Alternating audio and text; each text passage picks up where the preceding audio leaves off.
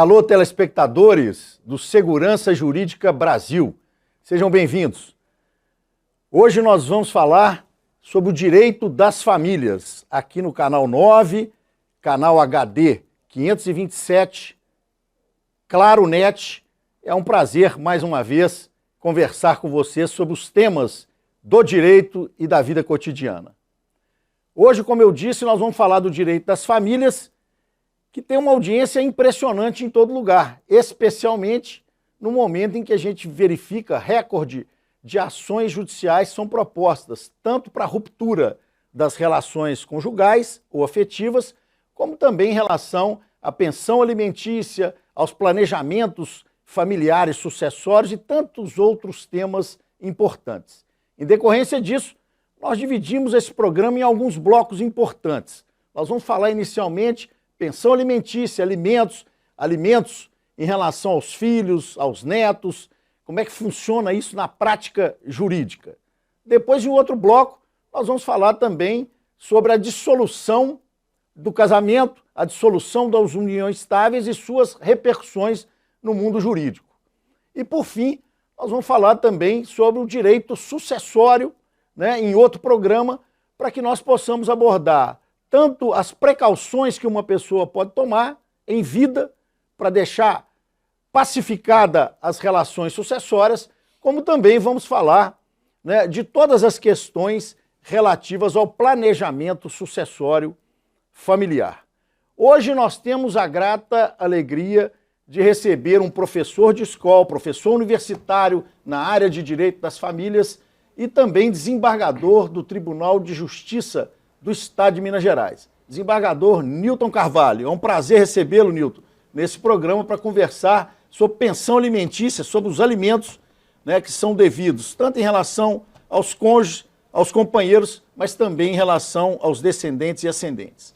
Prazer tê-lo aqui com a gente, Nilton. Prazer é meu também, principalmente num tema que é de suma importância para a sociedade.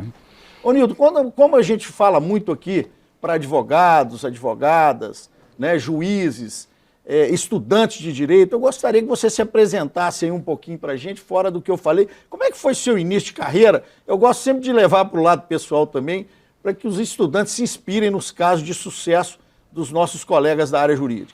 Bom, eu sou formado pela PUC, e desde que eu já fazia o curso de Direito, eu tinha intenção de ser da magistratura. Então, fiz o curso pensando. E era numa época que, depois de formado, você ainda tinha 5 anos de advocacia. Então, a hora que eu estava chegando a 4 anos e pouco, reduziu para 2, e depois retornou para 3, esse estágio que precisa para você ser advogado. Mas aí foi sempre trabalhando e estudando a minha vida, Tanto é que eu comecei a trabalhar aos 12 anos de idade, então eu consegui conciliar. E quando veio o concurso para juiz, passei no primeiro concurso que fiz. Então eu acho que, antes de tudo, a gente precisa já, na própria faculdade, pensar o que você vai fazer para já começar a investir. Porque é interessante, se você for fazer um concurso para juiz, a forma de estudar é de um jeito, se você for fazer um concurso para promotor, a forma de estudar é de outro jeito, de procurador e assim vai. Então eu acho que, antes de tudo, é preciso definir. E na magistratura eu me sinto bem, porque principalmente aqui em Belo Horizonte eu trabalhei 14 anos na vara de família, na primeira vara de família. Eu me sentia realizado, a minha proposta era resolver o mais rapidamente possível as demandas para colocar a ordem naquelas famílias que precisavam de uma decisão. E depois fui para o tribunal e lá estamos já há 10 anos.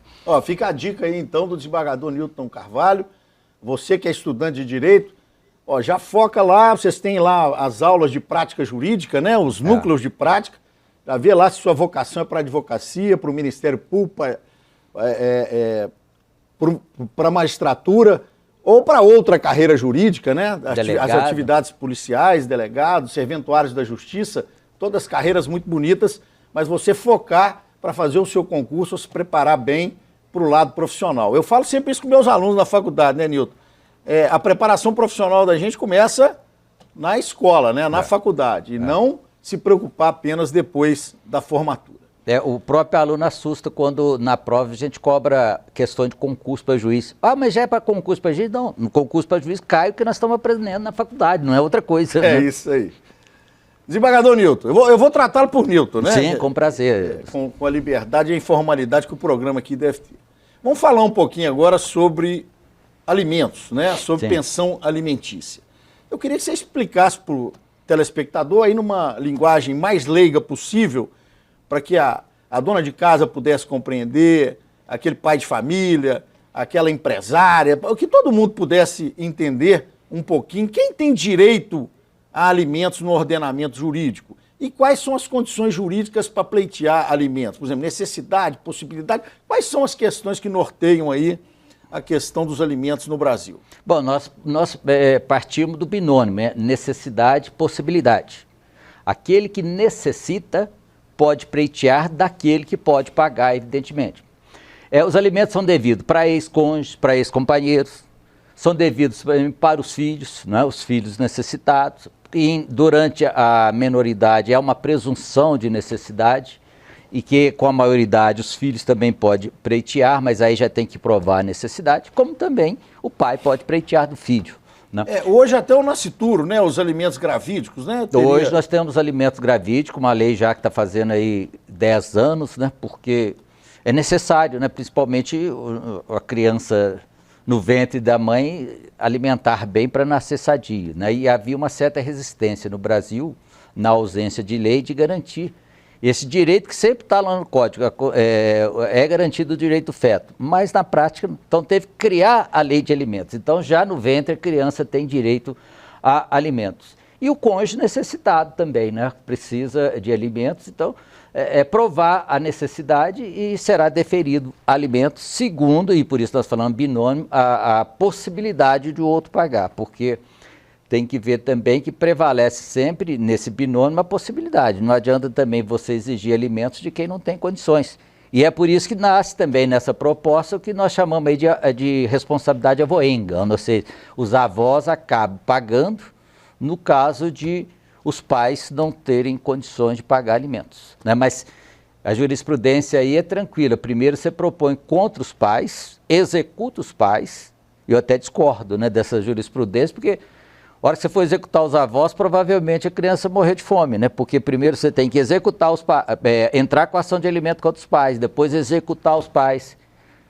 Se eles não pagarem, não forem presos, não tiverem bens, aí você entra com ação de alimentos contra os avós, né? E eles também poderão ser presos no caso de não pagar alimentos. Então eu acho que aí sim que precisa ser uma ação rápida, né? Porque está em discussão a necessidade de uma pessoa, que poderá inclusive morrer realmente de fome ou passar necessidade se o judiciário não for tão rápido nessas propostas. Você disse muito bem, hoje o binômio necessidade-possibilidade.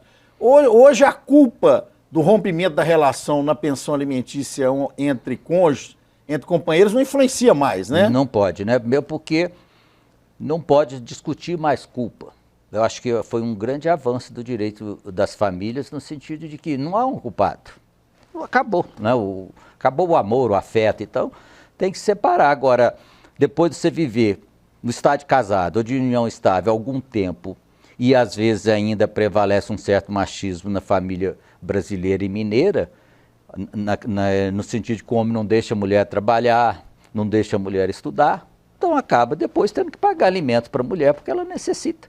Ela ficou já algum tempo fora do mercado de trabalho, né? Ela vai ter que refazer a vida dela. Então, geralmente, ainda nessa família tradicional mineira, pode olhar que a maioria das ações, poucas vezes a mulher paga a ação no Brasil ou em Minas Gerais. Geralmente é o homem que paga, por causa desse comportamento um pouco patriarcal, né, que ainda existe e reina aí na sociedade nossa.